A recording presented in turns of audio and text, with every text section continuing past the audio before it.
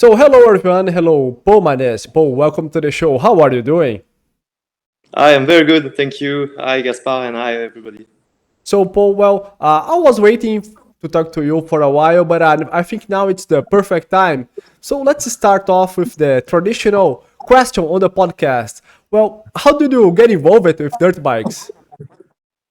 Yeah, so first of all, it's nice to speak to you for the first time because we get in touch for like so long, but never really speak Yeah, to you each have other. so many things, so many friends in common, like Brice and so on. Yeah. It's a small world, but sometimes it takes time to meet some people. But For sure. yeah. So I get involved into dirt bike? Well, my dad was is still riding a motorbike, and so you know how it is, huh? When you grow up as a kid and you see your dad doing something, you want to do the same. So I keep asking them to have a dirt bike, and so for my fifth birthday, I had a nice gift, PW 50 first Cool. bike on the fifth birthday. So that's how it started. That's how it started. Wasn't wasn't very serious at first because my parents like always been like true to me, and they always ask me if I want to do something or not. Hmm. And I know my dad would have liked me to race maybe a little before, but he Hmm. asked me, "Hey, Paul, do you want to race?" And I was like, "No, I just want to ride, like easy and everything." And it started later. I had the will to race, so I Hmm. told my dad that now I want to race. But yeah, for first it was like yeah, just pleasure. But it's always been just pleasure with bike. So let's talk about that. Could you tell me more about your racing days? I know you raced in the journal classes in France. Could you tell me more about that? Yeah, of course. So yeah, I started like easy, but I always been like on bikes Hmm. because I had some friends living close to my parents' house, and we were doing. I built a small foam pit for the Hmm. bike, so we were doing small backflips and everything, and so was cool. And when I was like I think 12, don't know, like something clicked in my mind, and I wanted to like ride a bit more. Hmm. Um, so I started to go like very often to ride. I think Hmm. back then it was like at least 3 times a week, because in France we back then we didn't have school Wednesday afternoon. So I Hmm. had Wednesday afternoon and Saturday and Sunday. So it was like yeah, at least 3 times a week for some times. And then after I felt like ready to race, and I started doing race regional races. Hmm. 25 125, so junior classes. And yeah, I did I think 3 complete seasons of the regional championship. So the first one obviously wasn't very good. I had like an old 125 back then. Hmm. Oh, it was terrible, in terrible shape. And the season after, my dad bought me a brand new 125, so Hmm. it was like better. So I improved my level. But yeah, it was good, and it was very good to spend some time riding motocross, which is very important for me to ride freestyle, because it gave you like all the basics like knowledge, and you are like I think when you rode motocross before, you improve your level quickly, quicker in freestyle, For sure, yeah. and so you have some special skills allowing you to adapt yourself to special like situations. You know what I mean? Like sometimes we do shows in short places, or it's uphill or downhill, or it's a bit like tricky most of the time in Spain, in like in bull ring. So yeah, I truly believe that when you race like and you did motocross at a good level before, it helps a lot. What about the transition to freestyle motocross? How did that happen? I always liked jumping with my bicycle, Hmm. motorbike, and I told you I built like a small foam pit in my That's parents' interesting. Interesting because I thought that you used to race and then you just start the freestyle motocross. I didn't know that you are, let's say, connected to freestyle motocross from the very beginning. Yeah, I mean, you know, like back then it was when Nitro Circus Uh huh. first appeared, so it was like Krusty Demons was a bit Hmm. before, but then Saturday, starting with some DVD, and I was looking at the videos and I really liked it. And so I built a small foam pit in the garden, but it was more like to have fun with friends. But freestyle motocross is quite like difficult to start because on a like logistic point of view, it's quite difficult. Like a lot of things unknown, like what kind of ramp do you build, how high is it, how long is it. Now it's way more easier with social media because you have like a lot of informations, but like when you want to start, there are a lot of things like doing the changes on the bike, having the ramp, the setup, like it's a lot of things. So I wasn't like starting really, and funny how things start in life. A good friend of mine was living close to Brice, and Brice's older brother, Romain, former agent. And so this You are guy, talking about Laurent. Laurent, yeah, exactly. And this guy, Laurent, back then he had a website called FMX Store, and and he had this website, and he also had a shop in Berletan, not that far from my house. And as he was like pilot agent, he was looking for some new guy to start. And basically, he built a compound, a track at his parents' place In Berletan. Berlatang. Yeah, in Berletan, not that far from my place. Because just over the record, you live in Marseille. Yeah, I'm living just a bit above Marseille. I'm living in Salon de Provence, so it's small. Yeah, and so he kindly like proposed me to help me with his shop, and he offered me like to come at his place to train, and he had the right landing, the right ramps, and everything. So I went there to start. So that's how things like clicked a little more. So I was 18, I think, 18 back then, and that's when I bought a 252 stroke. So before I had 125, so for freestyle, so that things started to like get a bit more like into freestyle at this moment. And how did you start doing shows with the NLF team? I'm curious to learn more about that. Basically, I met Brice the first time I went to Laurent's place. Very funny. First time I will always remember when I met Brice because Brice just arrived like 2 minutes ago, and my dad was there, and he told me, "Oh, I will warm up the bike for you." And so he started the bike, and then went on the track, and then he came back to us, but he was like very far, and he started to really like click like second, third, and then it just like crashed, Wow. but massive crash. It was like full of dirt. The brand new bike, like boom, boom, boom, and Wow. it was, like, everywhere. And my dad just stand up like, "Hey, I'm okay, it's all right." And Brice just arrived like 2 minutes ago, and he was like, "What's happening here?" You know what I mean? Yeah. So that It's was not like, a good so first impression. yeah, that was so funny because I was like, okay, now I need to ride. I was a bit stressed before, but now like even more. And that's how it started. And back then, Brice was living in south of France. But he had the problem we all have a little bit. He was always training alone, always somebody to look at him, of course. Because But the only rider. And because so, yeah. at that point in time, Roman had stopped riding already, or not? Yeah. But they had like back then. Brice was in our place. It's very windy. It's very windy, very sunny, but windy. And so you have like two options: whether you ride early in the morning or late at night. And I know Brice preferred to ride early in the morning, but back then, and Romain was training a bit more in the Oh, afternoon.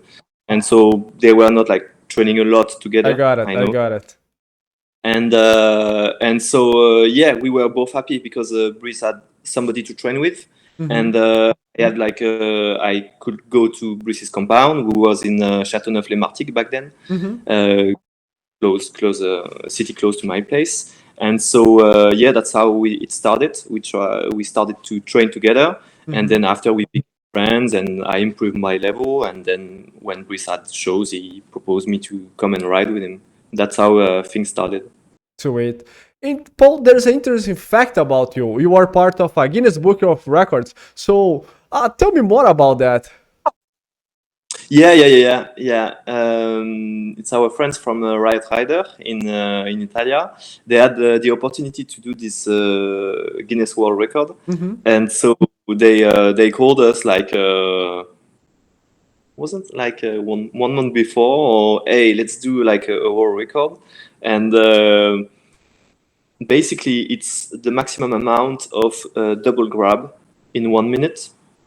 But there were like some specific rules because you cannot have like two riders jumping at the same time. So we had to make sure that we were fast enough to do the record, but not too fast, because if two were in the air at the same time, it doesn't count. So we did it. I remember it was in Monza. You know, the Formula One. Yeah, the track. Yeah. Yeah, in close to Milano. And yeah, we were there. Like it was in December. It was freezing, I remember. And yeah, they did a record of maximum double grab before. I'm not sure how much it was, but I think it was like 7 or 8, and we did, I think, 19. And so yeah, we did the. Yeah, I think we could do a little more, but we had 3 attempts. And so we did the first one, and we thought, okay, we have 2 more if we want to do better. But as soon as we like had the record, they stopped. So we did one, and was the one. I see. So Paul, let's talk about Night of the Jumps. Well, you debuted in the series in 2024 in Cologne. So how did the opportunity came about? Well, I was in touch with Steve Sommerfeld, in charge of the ride, Night of the Jump, for a long time, because we did a show together when Steve was riding. Wow, that was a long time ago. Yeah, with NLF. I don't remember the date. I remember the landing was so small. It was a bit sketchy, but yeah, finally we made. And so I'm kidding. You're just saying Steve is old, but I'm kidding. Yeah. No, it was a fun night. We had fun with Steve. Had a good time, and so yeah, that's how I met Steve. And basically, after this time, like we had COVID, so for a long time, like it was like difficult on a freestyle point of view, and we chose, and so we didn't have really the opportunity before, and so when the series started back. Steve had an opportunity for me at the end of last year in Cologne, but it was like last minute, because I think a rider, I think it's Joseph Aron, Pepa, who got hurt and was supposed to be there, and he called me, but it was like last minute, the week before, something like this. Hey Paul, do you want to come? Yeah, I was like, yeah, of course I want. Yeah, that's a great opportunity. And by the way, Paul, I know you have been doing shows for a very long time, but was that Night of the Jumps in Cologne, your, let's say, first official FMX contest? Yeah, and that's something like I regret a little bit, because I'm like, I like competition, you know what I mean? And when I arrived into freestyle, when my level was like good enough to do shows and everything, there was like no competition, you know what I mean? Because we had COVID, like. Yeah. Before COVID, Night of the Jump, I'm not sure if the series was still like going before. Not sure, but yeah, it was like there were not a lot of competition for freestyle. They've got something in Spain, Spanish championship, but in France we have nothing. Yeah. If it was like I know back then that they had like an European championship, so you can try to qualify yourself. If it was something like this, I will go for it. But the problem at the moment, we have like no freestyle competition, and so I just like didn't have the opportunity before. But I really like it because it like motivate me so much. You know what I mean? For sure, When you go yeah. to a race or to a competition, and whether you do good or not good, it motivates you so much. You know what I mean? I did 4 when I came, and I was like, okay, 4 is good, but like the best is For first. You sure. know what I mean? And so I was extra motivated. Yeah. It's the same when I do shows with a good rider list. You know what I mean? When there is like a good level, I come back home. I'm like, okay, I need to work on this, and everything. So yeah, yeah. It was my first ever competition, but yeah, I would like to do more. And could you reflect about your performance in Cologne? Well, you landed some really cool tricks like backflip saddle wrap, backflip Cordova. I'd like to hear about that. Yeah, yeah. It was new to me, as I Mm-hmm. told you, and I didn't really like train specifically for it. Mm-hmm. And the thing is, when we do shows, you are in a different state of mind. You know what I Mm-hmm. mean? Like you go, you jump, Mm-hmm. and then most of the time it's only one jump, so you have the time to come back Mm-hmm. and to think about what you are doing next, or to put your flip lever, your foot hook, the stabilizer, whatever. But you have time. Mm-hmm. There is no need to rush. You know what I mean? And the problem was rushing for Mm-hmm. me. Yeah, yeah. You know, because the braking area was short, and so you land airbag, then okay, I have to stop, do the flip levers, okay, focus, turn, do the jump, and then I did like the first time was 6 jump plus 1, and Mm-hmm. the second one the 8 jump for plus 1 for the final. But like I think I did it like without breathing. You know what I mean? Yeah, Like I yeah, was yeah, just yeah. forgot to breathe. But yeah, was good. But this part was very difficult because I just wasn't used to. Every time I train or I Yeah. do a show, I jump, I come back easy. I think about it, and then I jump again. But when I came back from Night of the Jump, I was like, okay, I've got 2 parks, and on one of my park, I did the landing with 2 sides, so I Mm-hmm. can jump from this part, and so the other way, and so to train will be better. Cool. And yeah, about the tricks, yeah, I was happy. You know what? I was looking at a show. I think it was like 2 years ago, and like we have some parts we ride and some we don't. Mm-hmm. And so I was looking at other riders, and something I noticed is a lot of riders are doing the same tricks. Mm-hmm. So we all have our way to do tricks. So if I do something and you do something, we have both our like respective styles. So it will Mm-hmm. be different. But I was thinking, hey, but what about people like in the crowd? They see the same thing, you know? And so it's cool to have different tricks. Yeah, for sure. So from then, I was thinking, okay, now I need to work on something different. And so I did the Sarantra backflip Mm-hmm. because at the moment, like, I know some guys are doing it, but it's like rare. And after I did knack knack two heel clicker Mm-hmm. backflip, which isn't common, Yeah, for and sure. that's That's what very rare. I like, to do different stuff, because sometimes I'm in shows and I see one guy doing this and doing this. I'm like, I'm not going to do it again. You know what I mean? There is no point. So yeah, I was happy about this, but after like I did a lot of little mistakes on my tricks because I was like rushing, and it Mm-hmm. was first competition, so obviously it wasn't easy.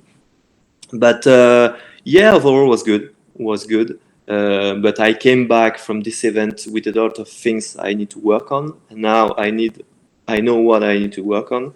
So Like what, for having this, example? first of all, having the 2 ramps at my place, Mm-hmm. so I don't have like this time to think about, and Mm-hmm. jump straight jumping, and then this. And after since then I unlocked 2 new tricks. I do a lazy boy backflip and tsunami backflip. Cool. I- I've been trying tsunami backflip for years, but I took a bad habit and I just wasn't able to do it. I tried like everything, every foam pit session I was trying one, but took a bad habit, and suddenly I understand something and I've been able to do them. So yeah, was good. And then I think now what I need to work on is a little more like right side up tricks, Mm-hmm. and then from this something different. Like on a backflip point of view, for me now I'm okay. Now I need to work on something different. You know, like I quite like body varials, Mm-hmm. 360s or double flip.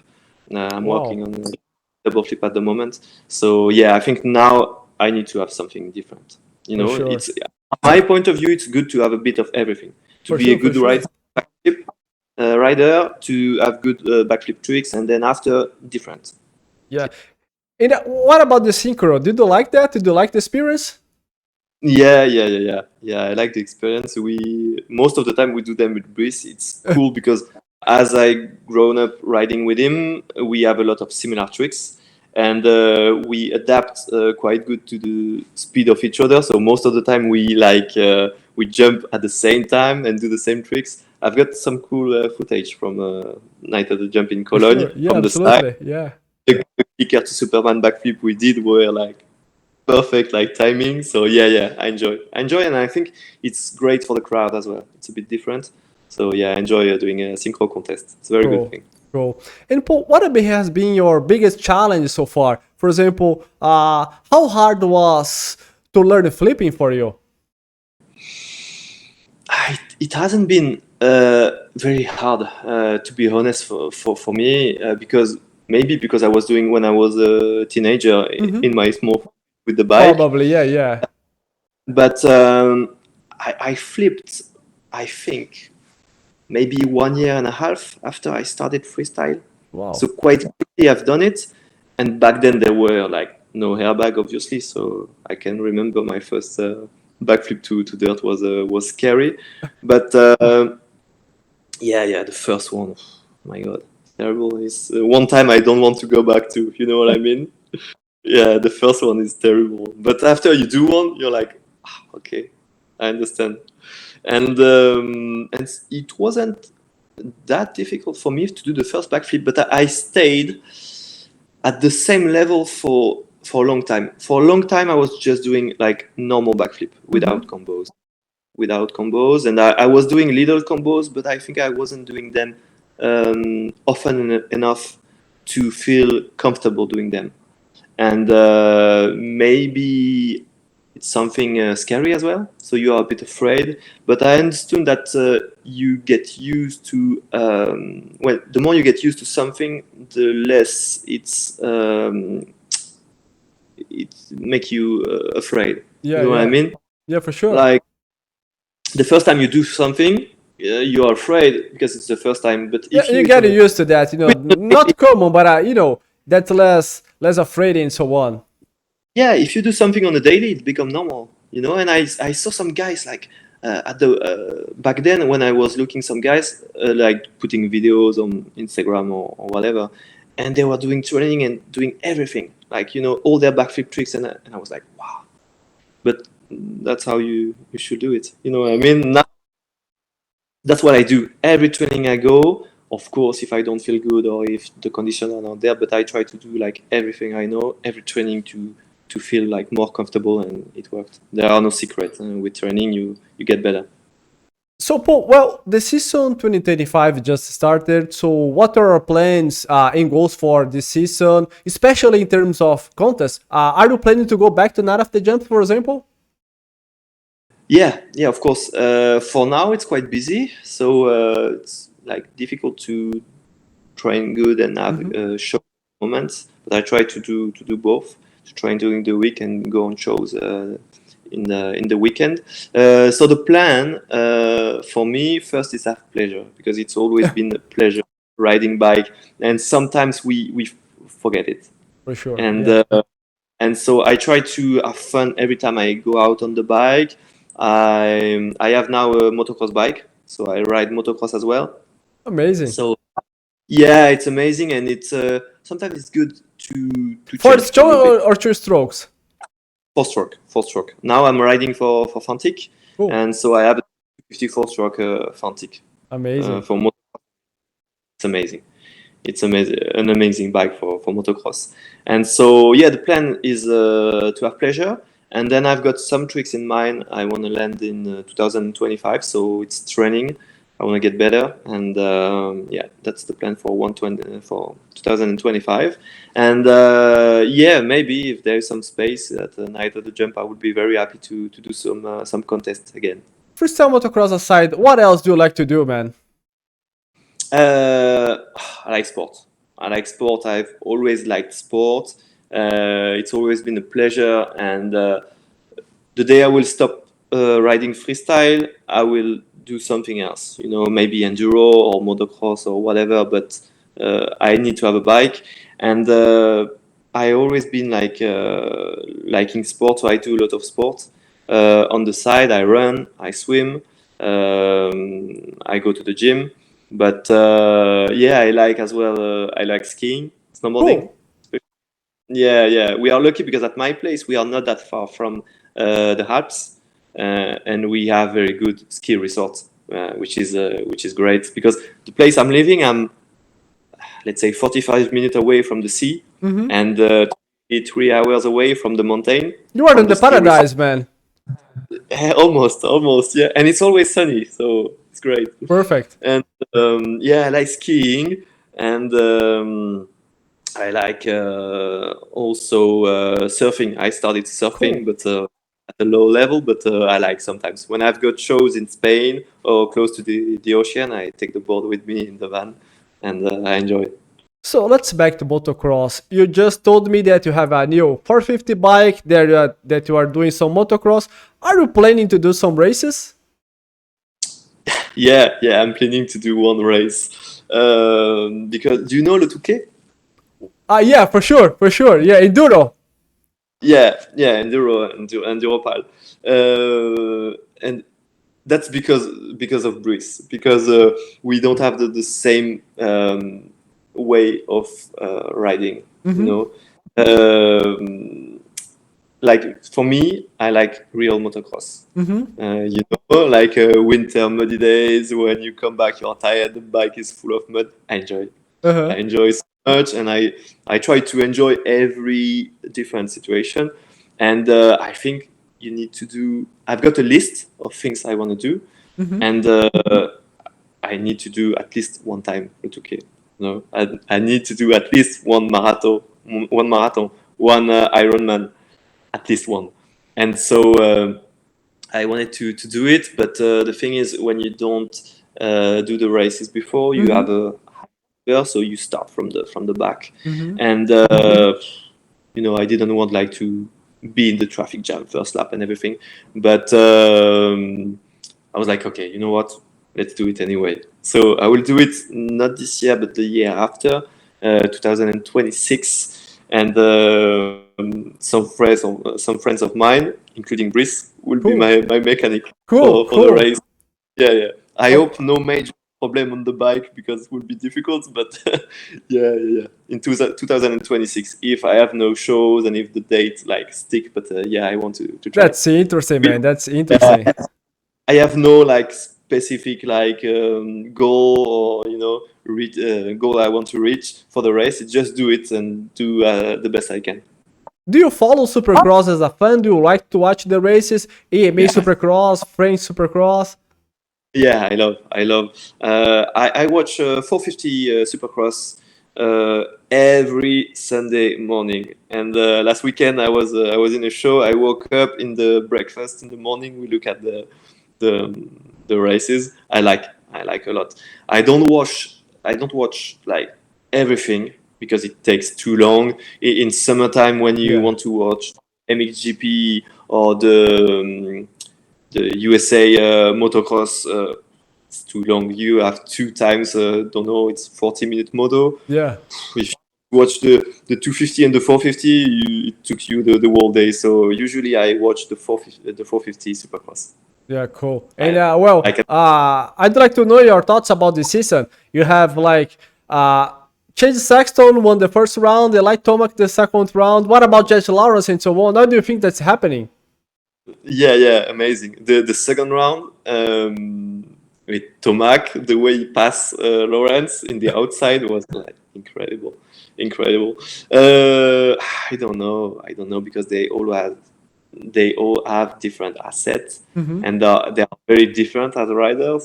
So yeah, it's always interesting when you look at the field in the beginning of the season and at the end how some improve, some decrease, Yeah, you know. And yeah, I would like Tomac to win. Will be great because I think it's a great champion, and I think that's his last year. probably the last season.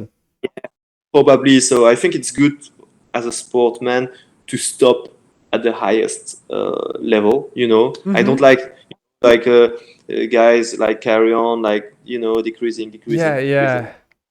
Because that That's a bit look like it hurt his history. You know what I mean? yeah. And yeah, so if you can stop on when you win, it would be great. So Cool, yeah, I hope to win this year. But a cool. lot of when you look at the top 10, it's incredible. Like the names you have in the top 10 is like, okay, you do top 10 in 450 Supercross, USA, well done, Yeah, well done. yeah. What about the French? What do you think? You have many French there. I have Tom Vial, Dylan Ferenz, and so on. Yeah. And you know what about those two that are originally living in the same region as me? Yeah, because Tom Vial is from Avignon. Yeah, it's from Avignon, which is half an hour away, and Dylan Ferrandis as well is close from Avignon. Yeah, Have you so ever met him or not? what? Have you ever met Dane or not? Tom Vial is a bit younger than me. Hmm. Uh, I met him, but he was a kid. He was very young. So because his dad was giving moto classes Hmm. back then to a good friend of mine. So I met him like one or twice. And Ferrandis, not really. I don't know him, but we did a race together. It was a MX Master Kid. Yeah, top part Cool, of France. cool, Yeah, cool. good race. But yeah, I don't know them as a person, but yeah, we are living originally in the same region.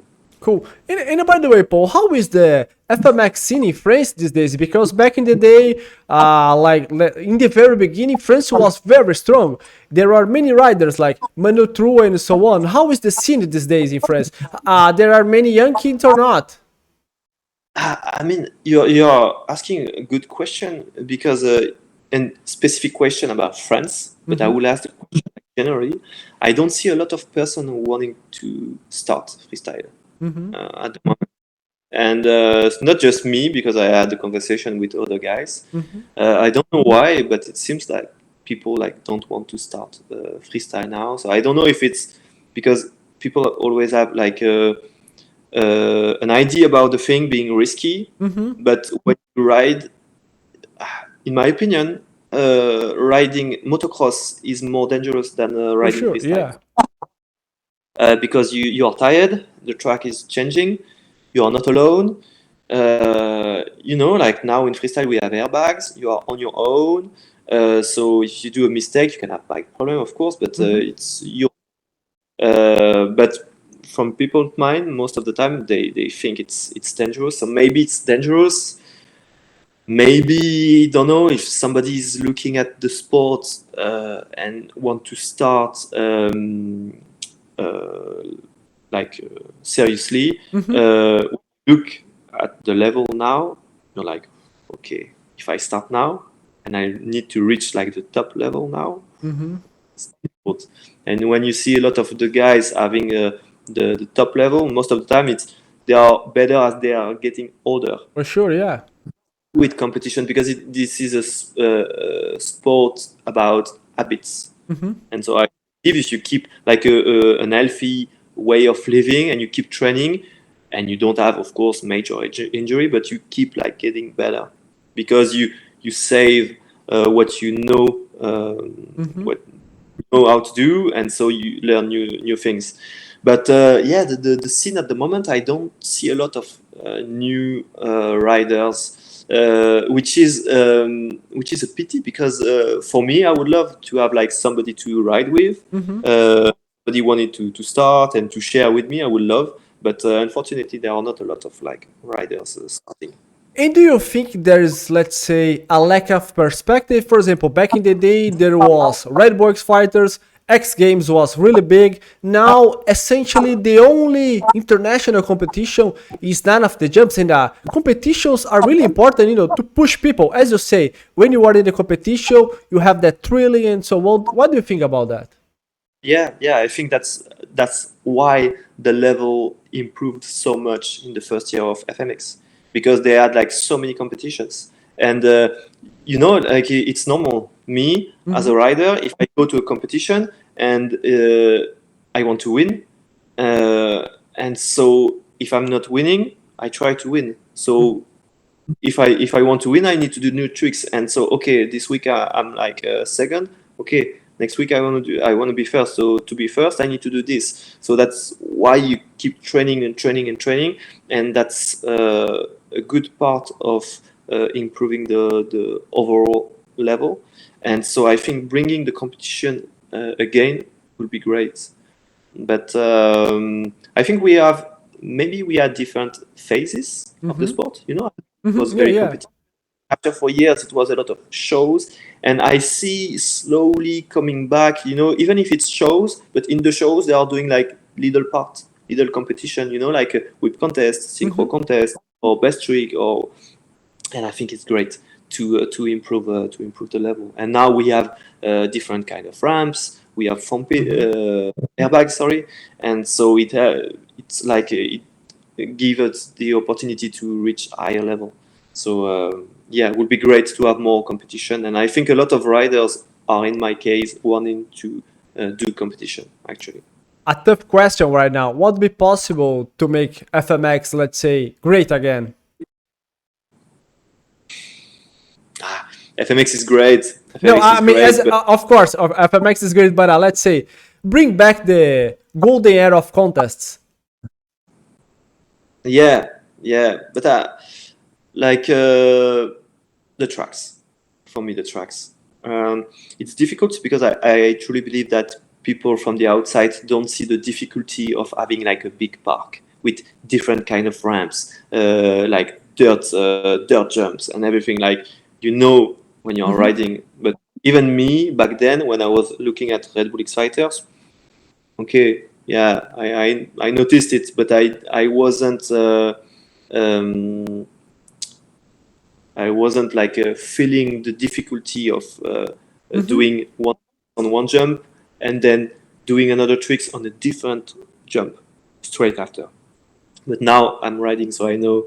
But yeah, I think having good parks, like good like setup, will be great because for years, but it's also a logistic problem because we are riding in arena, so it's not possible. But when you have a lot of different jumps, and I think it's very good for the crowd as well. Like Red Bull More, Imagination, for example.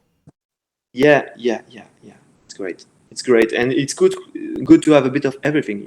Imagination was a bit of free ride. Rewriting, yeah, exactly, like a perfect Yeah, merge. good to have like freestyle as well, and so yeah, having good courses would be great. And by the way, have you ever done some free riding or not? Yeah, because I like motorbikes in general, off road, and I've always been riding motocross, but I've always been riding enduro as well. Like I go to the mountain, I enjoy, and so what I try to do every time I see like an amount of dirt here, and so I do little jumps and everything. But in my region, the problem is there are a lot of people and a lot of rocks, and so to do like most of the time the mountains are like full of rocks, so it's difficult to do jumps in them, and most of the time you are not allowed to go in those areas. So it's a bit difficult, but yeah, I love to when I can. Little free ride is fun. Cool. And well, Paul, before I let you go, what are your wildest dreams in freestyle motocross? What do you want to achieve?